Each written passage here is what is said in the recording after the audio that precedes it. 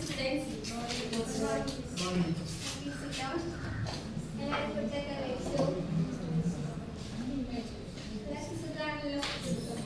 നമുക്ക് തുടങ്ങാം, ക്ലാസ് തുടങ്ങാം. അപ്പോൾ നമ്മുടെ ഇന്നത്തെ ടോപ്പിക് എന്ന് വെച്ചാൽ നിങ്ങൾ എല്ലാവരും ഇടയ്ക്ക് നിങ്ങളുടെ പാരൻസിന്റെ കയ്യിൽ ഇടയ്ക്കിടയ്ക്ക് ഒരു ചിഹ്നം കാണും. നിങ്ങൾ ശ്രദ്ധിച്ചിട്ടുണ്ടോ? നീലമഷിയിട്ട് ഓട്ടി. അപ്പം എന്തിനാണ് എപ്പോഴാണ് വിടണത്? ഇലക്ഷൻ സമയത്ത്. അപ്പൊ നിങ്ങൾക്ക് എല്ലാവർക്കും അറിയാം നമ്മുടെ നാട്ടിൽ ഇലക്ഷൻ എന്നൊരു പ്രൊസീജിയർ നടക്കുകയാണ്. അപ്പൊ ആരാണ് ഇത് നടത്തുന്നത്, എന്തൊക്കെയാണ് അതിനകത്ത് ഉള്ളത്, ആരൊക്കെയാണ് അങ്ങനെ ഡീറ്റെയിൽസ് ഒക്കെ അറിയാമോ? Okay, good. അപ്പൊ നമ്മുടെ ഇന്നത്തെ ടോപ്പിക് എന്ന് പറഞ്ഞാൽ ഇലക്ഷൻ കമ്മീഷൻ ആണ്. അപ്പൊ ഇലക്ഷൻ കമ്മീഷനെ കുറിച്ച് നമുക്ക് കുറച്ച് കാര്യങ്ങൾ പഠിക്കാം. ഓക്കെ,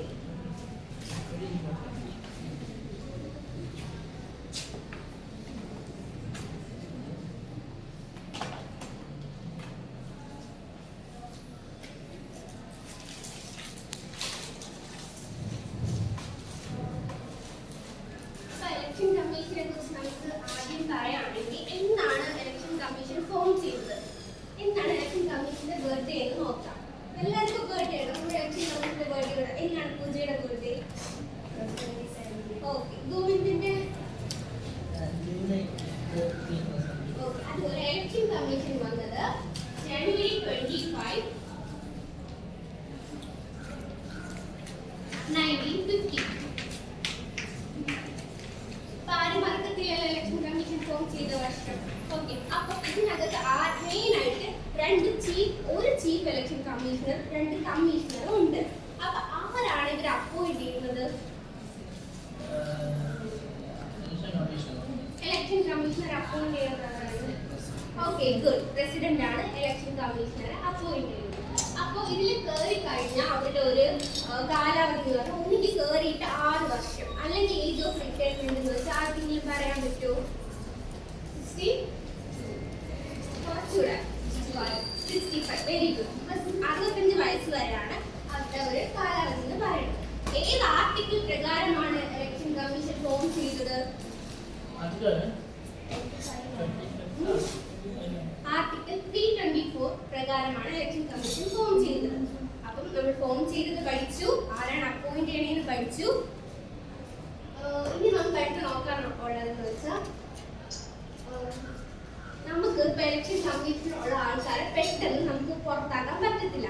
ഇപ്പൊ ഞാൻ ടീച്ചറാണെങ്കിൽ പ്രിൻസിപ്പളിന് ഒരു പക്ഷേ പുറത്തു പോകുന്ന പെട്ടെന്ന് നടപടിയിലൂടെ പുറത്താക്കാം. പക്ഷെ അവിടെ അങ്ങനെ നടക്കത്തില്ല. അതിനൊരു പ്രോസസ് ഉണ്ട്. ആ പ്രോസസ്സിലൂടെ മാത്രമേ നമുക്ക് അവരെ പുറത്താക്കാൻ പറ്റത്തുള്ളൂ. Okay, very good. കൊടുത്തേ. പെട്ടെന്ന് ആരും പറയത്തില്ല, എന്തിന് കറക്റ്റ് ആയിട്ട് പറയുന്നത് ഇംപീച്ച്മെന്റ് എന്ന പ്രോസസ്സിലൂടെയാണ് നമുക്ക് അവരെ പുറത്താക്കാൻ പറ്റത്തുള്ളൂ. അതെന്ന് വെച്ചാൽ പാർലമെന്റിൽ നടക്കുന്ന ഒരു പ്രോസസ്സാണ്. അവിടെ കുറച്ച് ചർച്ചകളൊക്കെ നടത്തിയിട്ട് കുറച്ച് സ്റ്റേജസ് കഴിഞ്ഞ ശേഷം മാത്രമേ അവരെ പുറത്താക്കാൻ പറ്റത്തുള്ളൂ. അപ്പൊ ഓക്കെ അല്ലേ? ഇലക്ഷൻ കമ്മീഷനെ കുറിച്ച് നമ്മൾ ജസ്റ്റ് ഒന്ന് നോക്കി ബ്രീഫായിട്ട്. നമുക്കിനി എന്തൊക്കെയാണ് ഇലക്ഷൻ കമ്മീഷന്റെ ഫംഗ്ഷൻ എന്ന് നോക്കാം. ഗോവിന്ദ് ഇവിടെ വരും. ഈ ചാർട്ട്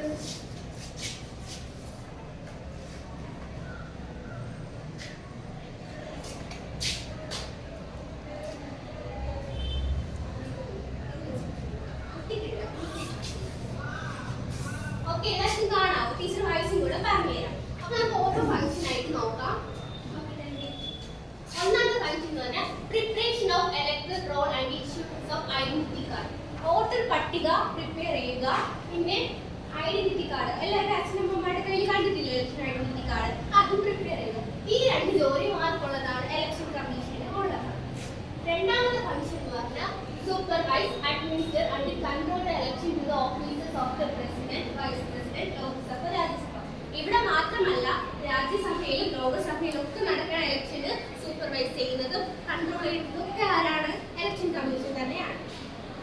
മൂന്നാമത്തെ function പ്രൊമൾഗേഷൻ and enforcement of the code of conduct എന്ന് വെച്ചാൽ പെരുമാറ്റ ചട്ടങ്ങൾ പുറപ്പെടുവിക്കുകയും അതിനൊക്കെ ഒന്ന് പരിശോധിക്കുകയും അതൊക്കെ ചെയ്യുന്നതാണ് മൂന്നാമത്തെ ഫംഗ്ഷൻ എന്ന് പറയുന്നത്. അപ്പൊ 3 ഫംഗ്ഷൻ മനസ്സിലായല്ലോ. നമുക്ക് നാലാമത്തെ നോക്കാം. Recognition of political parties and allotment of symbol to them. നിങ്ങൾ എത്ര സിംബൽസിനെ കുറിച്ച് കേട്ടിട്ടുണ്ട്? രഞ്ജിന് ഇഷ്ടപ്പെട്ട സിംബൽസ് ഏതാണ്? ഗോവിന്ദിന്, ധീരജിന്, അങ്ങനെ അപ്പൊ ഒരുപാട് ഫെമിലി ആൾക്കാർ അപ്പൊ അതൊക്കെ അലോട്ട് ചെയ്ത് കൊടുക്കണം election commission. അടുത്ത പോയിന്റ് എന്ന് വെച്ചാൽ issue election notification, receive scrutinize and elect nominee and publish the list of candidates. എന്ന് വെച്ചാൽ election എന്നാണ് വോട്ട് എണ്ണൽ, election നടത്തേണ്ട തീയതി, പിന്നെ അതിനെ കുറിച്ചൊക്കെ പരിശോധിക്കുക, ഇതൊക്കെയും election commissionന്റെ ഡ്യൂട്ടിയാണ്. അടുത്ത കണ്ടന്റ് ഷെഡ്യൂളിന്റെ date for poll and its counting, declare result and resolve disputes. Result declare ചെയ്യുക, വോട്ടുകൾ എന്നാണെന്ന് തീരുമാനിക്കുക, എന്തെങ്കിലും പ്രോബ്ലംസ് ഉണ്ടെങ്കിൽ സോൾവ് ചെയ്ത് കൊടുക്കുക, അതും നമ്മുടെ ഇലക്ഷൻ കമ്മീഷന്റെ ഡ്യൂട്ടി തന്നെയാണ്. അടുത്ത ലാസ്റ്റ് പോയിന്റ് നമുക്ക് നോക്കാം, audit election expenses and take appropriate follow action.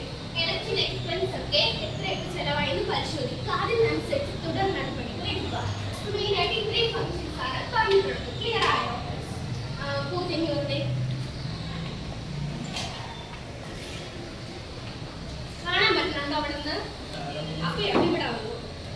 ആദ്യത്തെ രണ്ട് പോയിന്റ് ഒന്ന് വായിച്ചേ.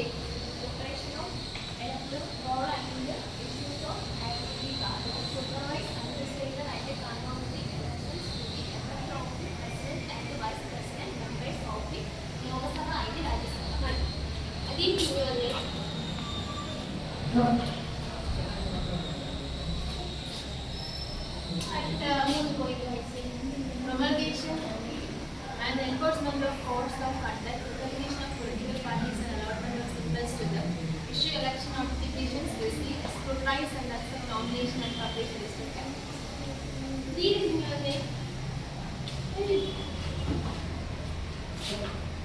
ലാസ്റ്റ് രണ്ട് പോയിന്റ് വായിച്ചേ. Schedules the dates for the poll and its counting, declare results and resolve disputes. Audit election expenses and take appropriate follow-up actions. അപ്പൊ എല്ലാവർക്കും clear ആയ election commission? Okay, doubt ഒന്നുമില്ലല്ലോ? നമ്മൾ പറഞ്ഞാണെങ്കിൽ ഓക്കെ ആണല്ലോ? ഓക്കെ. അപ്പൊ ഒരു ക്വസ്റ്റ്യൻ ചോദിക്കും, എന്താണ് ഇലക്ഷൻ കമ്മീഷൻ ഫോം ആയത്?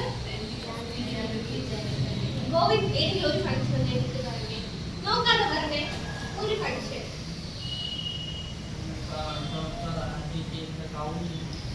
and the expenses. ഓക്കെ.